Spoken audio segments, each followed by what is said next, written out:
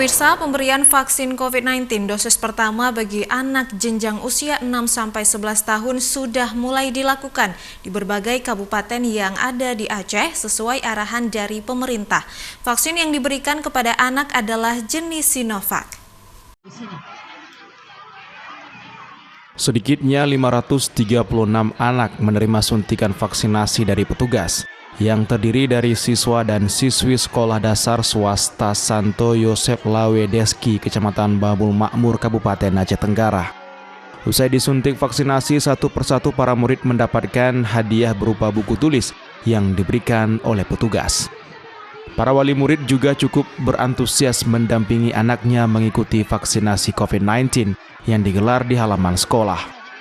Marlina, Sekretaris Dinas Kesehatan Aceh Tenggara, mengatakan pemberian vaksin sebelumnya telah diberikan kepada orang tua. Kendalanya secara umum adalah pengetahuan wali murid itu kurang akan amannya vaksinasi ini.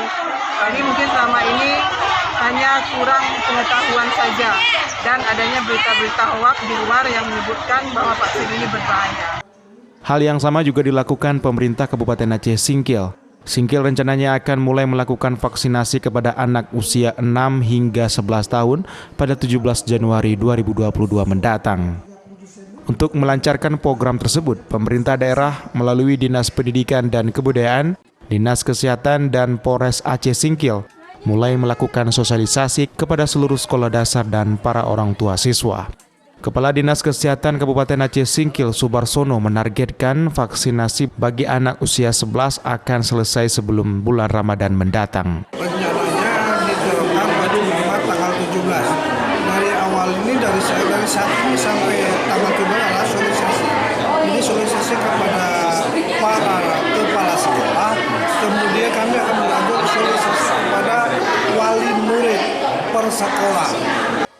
Dari Kabupaten Aceh Tenggara dan Singkil, Medi Arjuna, iNews melaporkan.